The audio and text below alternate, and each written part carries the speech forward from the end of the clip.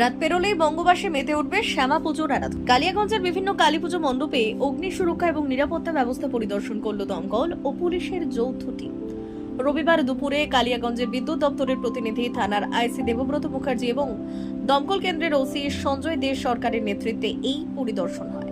দুর্গাপুজোর মতোই কালী পুজোতেও অঘটন এড়াতে পুজো মণ্ডপে অগ্নি সুরক্ষা এবং নিরাপত্তা ব্যবস্থা রাখতে হয়।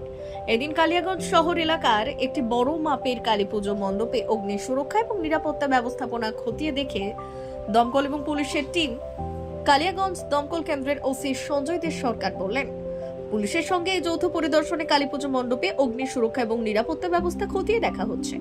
সব মণ্ডপেই মোটামুটি অগ্নি সুরক্ষা ব্যবস্থা রাখা হয়েছে।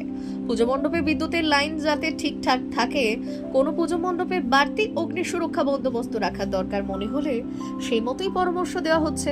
এদিকে পুলিশের তরফে মণ্ডপে দর্শনার্থীদের আসা যাওয়ার পথ এবং সার্বিক নিরাপত্তা ব্যবস্থা খতিয়ে দেখা হয়। পুরো কালিয়াগঞ্জ এলাকা, মিউনিসিপ্যালিটি এলাকাটাই আমরা ঘুরছি, জয়েন্ট ইন্সপেকশন করছি। পুজো প্যান্ডেলে যাতে আগুনজনিত কোনো দুর্ঘটনা না ঘটে তার একটা প্রিলিমিনারি একটা অ্যাওয়ারনেস আমরা করছি, যাতে আগুন নেভানোর সব ব্যবস্থা ওনারা রাখেন। ইলেকট্রিক লাইনগুলো যাতে ঠিকঠাক করে রাখে, তার জন্য ইলেকট্রিকের ডিপার্টমেন্টের লোক আছে। আইসি সাহেব তার ল অ্যান্ড অর্ডারটা দেখছে।